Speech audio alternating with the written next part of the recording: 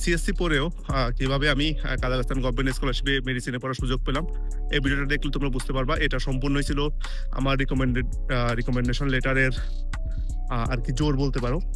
তো তোমরা যারা কাজাখস্তান গভর্নমেন্ট স্কলারশিপে এপ্লাই করবা, তারা খুব সচেতনভাবে রিকমেন্ডেশন লেটার আর মেডিকেল সার্টিফিকেট বানানোর ট্রাই করবা। কারণ সবথেকে বেশি মানুষের কোশ্চেন থাকে, ভাইয়া রিকমেন্ডেশন লেটার কিভাবে লিখবো আর মেডিকেল সার্টিফিকেটটা কিভাবে বানাবো, যদি একটু দেখাতেন। তো এই ভিডিও দেখলে আশা করি তোমরা ক্লিয়ার হয়ে যাবা।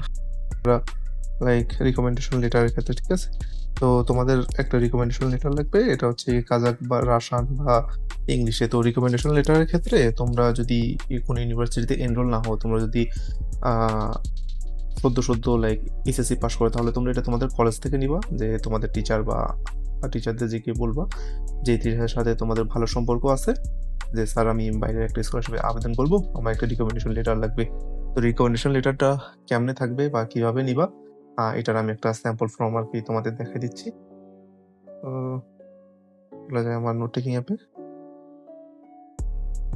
এটা ছিল আমার রিকমেন্ডেশন লেটার, ঠিক আছে? তো আমি যেহেতু লাইক যশোর বিজ্ঞান ও প্রযুক্তিতে সিএসসিতে পড়তাম, তো আমি আমার সিএসসির একজন অ্যাসোসিয়েট প্রফেসর ছিল, অ্যাসিস্ট্যান্ট প্রফেসর ছিল অথরিটি দীপঙ্কর স্যার। উনি হচ্ছে গিয়ে ইউএসএতে ওই সময় আর কি পিএইচডি করতেছিল। তো আমার ক্ষেত্রে মনে হয়েছে লাইক উনি সব থেকে বেস্ট পার্সন হবে। তো আমি অথরিটি দীপঙ্কর স্যারকে আমি বলতেছিলাম, স্যার আমি এরকম স্কলারশিপ অ্যাপ্লাই করবো, লাইক আমি হচ্ছে গিয়ে মেডিসিনে পড়তে আগ্রহী। তো মানে মানুষের মন মানসিকতা কিরকম, মানে যারা আসলে বাইরের দেশে পড়তে যায় বা বাইরে, উনি ওই সময় ইউএসএ তে থাকতো, ওনাদের মন মানসিকতা অন্যরকম, ঠিক আছে? লাইক ওনারা কখনো চাবে না যে তোমার সাথে খারাপ কিছু হোক, বা তোমার মানে ইচ্ছারে সবসময় ওনার প্রাধান্য দেওয়ার ট্রাই করবে। তো আমি যখন স্যারকে এই কথাটা বলি, স্যার আমাকে একটা বারের জন্য জিজ্ঞেস করেন, হিমেল তুমি তো একটা ইউনিভার্সিটিতে আসো, তোমার জায়গায় অনেকের ড্রিম, তুমি কেন যাবা? আর অন্য কোনো দেশে কেন যাবো? তুমি গেলে ইউরোপের দিকে যাবা। উনি আমাকে একটা সেকেন্ডের জন্য ডিমোটিভেট করে নাই। উনি জাস্ট বলছে, আচ্ছা এই যে আমি তোমার সম্পর্কে কি লিখবো, তুমি আমাকে একটা আইডিয়া দিয়ে দাও, বা আমাকে একটা ফরম্যাট দিয়ে দাও, আমি ওই হিসাবে লিখে দিচ্ছি, দেন আমি হচ্ছে ফ্যাকাল্টিতে পাঠিয়ে দিচ্ছি, ওইখানে আমার সিগনেচার আমি সব দিয়ে দিব আর কি, ঠিক আছে? তুমি এটা আর কি প্রিন্ট আউট করে নিবে, ওরা তোমার প্রিন্ট আউট করে দিবে। এটা হচ্ছে প্রিন্টেড কপি, ঠিক আছে? মানে ফ্যাকাল্টিতে আমাকে প্রিন্ট করে দিছে। বাইরে মানে যারা হচ্ছে গিয়ে আসলে প্রকৃত শিক্ষক, এরা মানে রিয়াল টিচার, এরা আসলে তোমাকে কখনো ডিমোটিভেট করবে না। ইটস ডাজন্ট ম্যাটার যে তুমি কি করতে যাবো না করতে চাও, বাট ওনারা সবসময় তোমাদের মোটিভেট করার ট্রাই করবে। তো এই যে দেখো, এরকম হলে সব থেকে ভালো হয়।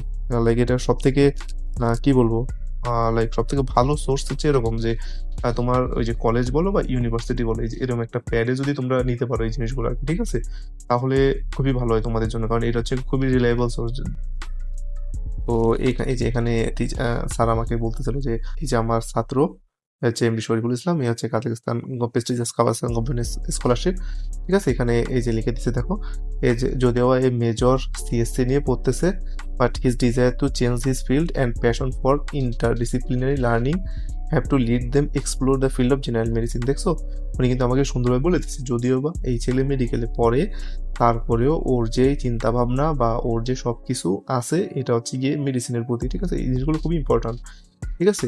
তারপরে despite of having formal background, কারণ ওই যে দেখো আমি তোমাদের বলতেছিলাম যে তোমরা তোমরা হয়তো বা এরকম নিতে পারো, এই ছেলে ভালো, এই ছেলের চরিত্র ভালো, ভাই তোমার চরিত্র দিয়ে কিছু যায় আসে না, ঠিক আছে? তোমার চরিত্র খারাপ হইলেও কিছু যায় আসে না, তোমার চরিত্র দিয়ে কেউ লাইক পানি খাবে না, ঠিক আছে? তো তোমার চরিত্র নিয়ে কোনো এসব যে এই ছেলের চরিত্র ভালো, এই মেয়ের চরিত্র ভালো, এরকম ভালো ডিসেন্ট, বা তুমি এরকম করো, এরকম কিছু যায় আসে না। আসল কথা হচ্ছে কি, তুমি ক্যান্ডিডেট রিকমেন্ড করতেছো এই কি ওই সাবজেক্টে পড়ার জন্য যোগ্য কিনা।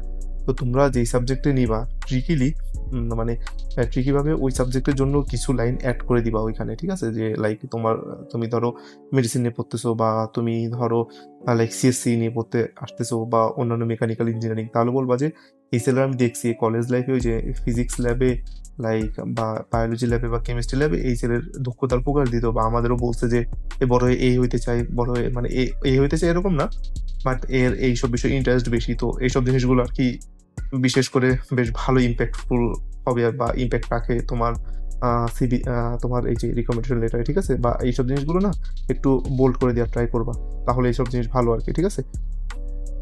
এই দেখো এখানে কি বলছে, non having a formal background of biology, ঠিক আছে? এই জিনিসগুলো খুবই ইম্পর্টেন্ট ছিল আমার জন্য, কারণ কারণ ওই যে আমি বললাম যে আমি সিএসসি তে পড়তেছি, মেডিসিন সম্পূর্ণ আলাদা বিষয়। তো তোমরাও চাইলে এই যে এই জিনিসগুলো তোমরা চাইলে ভিডিওটা পজ করে পড়ে নিতে পারো আর কি।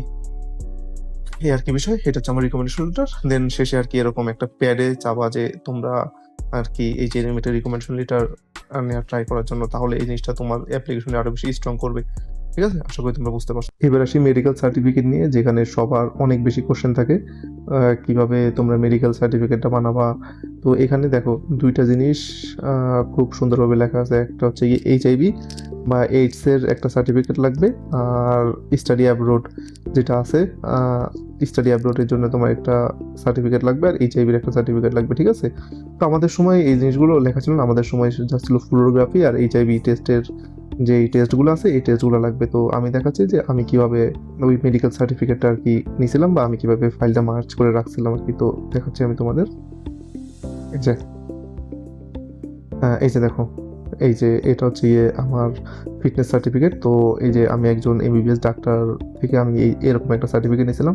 তো তোমরা যদি চাও এখানে তোমাদের এই যে ফটো, এই যে তোমরা চাইলে তোমাদের ফটো লাগাইতে পারো। ফার্স্টে আমি যেরকম লাগাইছিলাম, যেখানে আমার নেম ছিল, আর এখানে ডেট। এই যে আমি 10/6/2023 আমি এই মেডিকেল সার্টিফিকেটটা নিয়েছিলাম এই কাজাখস্তান স্কলারশিপের জন্য। তো এখানে লেখা আছে লাইক আমি হচ্ছে গিয়ে যে খুলনা সদর হসপিটাল আছে ওইখান থেকে আর কি, সরকারি হসপিটাল আছে ওইখানে থেকে আমি আর কি এই ডক্টর থেকে নিয়েছিলাম। ওনার ভিজিট দিতে হয়েছিল আর কি, ওনার এই মেডিকেল সার্টিফিকেট নেওয়ার জন্য ওনার ভিজিট নিতে হয়েছিল। তোমরা চাইলে সিভিল সার্জন থেকেও নিতে পারো, সিভিল সার্জন থেকে নেওয়া এটাও ভালো হয়। কারণ আমার ওই সময় ওই যে আমি যেদিন নিয়েছিলাম ওই দিন সিভিল সার্জন অফিস খোলা ছিল না, বা ওই যে অন্য যে কোনো কারণে আমি আর কি নেই না আর কি ওইটা। ঠিক আছে, আর এই যে এখানে লেখা আছে যে উনি আমাকে এক্সামিন করছে, আর এই যে বিওএস এটা খুব ইম্পর্টেন্ট, আমি এটা দেখাচ্ছি। এটা কি আমার সব কিছুই ঠিক আছে এবং আমি হচ্ছে fit for like for study abroad. ঠিক আছে, এই আর কি বিষয়। এরকম একটা প্যাডে নিবা, কারণ দেখো এটা কিন্তু একদম মানে এটা ফেক মনে হচ্ছে না, বা এটা ফেকও না।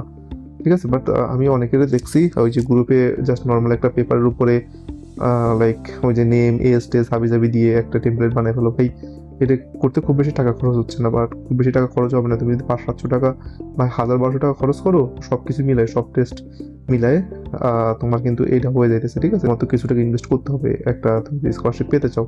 ঠিক আছে, আর কথা না বলে এই দিক দিয়ে তো দেখো স্টাডি আপলোডের জন্য। ঠিক আছে, এই আর কি বিষয়। এই যে উনি লিখে দিচ্ছে সবুজ সাহা।